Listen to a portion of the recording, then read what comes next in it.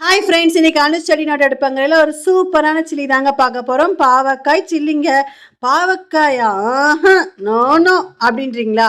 So இந்த மாதிரி chilli ஒரு முறை ட்ரை பண்ணி பாருங்க. அடிக்கடி செய்வீங்க, குழந்தைங்களும் விரும்பி சாப்பிடுவாங்க. கிட்டத்தட்ட சில்லி சிக்கன் டேஸ்ட்ல இருக்குங்க. வாங்க எப்படி செய்வோம்னு பார்த்துருவோம். ஃபர்ஸ்ட் பாவக்காய் வேக வச்சு ஒரு கொதி விட்டு எடுத்துருந்துங்க.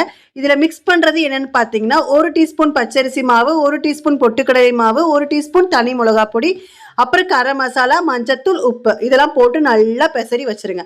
அடுத்தது நம்ம வந்து கடாயோ பேனோ, நாங்கள் வந்து இரும்பு கடாய் வச்சுருக்கோம்.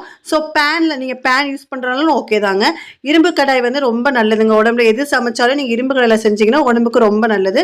ஸோ இரும்பு கடாயில் கொஞ்சமாக எண்ணெய் ஊற்றி, எண்ணெய் நல்லா சூடானதுக்கப்புறம் நம்ம பெசரி வச்சோம்லங்க, அதை போட்டு பொரிச்சு நல்லா இந்த மாதிரி பொன்னிறமாக வந்ததுக்கப்புறம் ஒரு பிளேட்டுக்கு நம்ம மாற்றிக்கலாம். அடுத்தது நம்ம கருவேப்பிலையும் இதெல்லாம் பொரிச்சு அது மேலே அப்படியே தூவி விட்டோம்னா சூப்பரான பாவக்காய் சில்லி தயார்.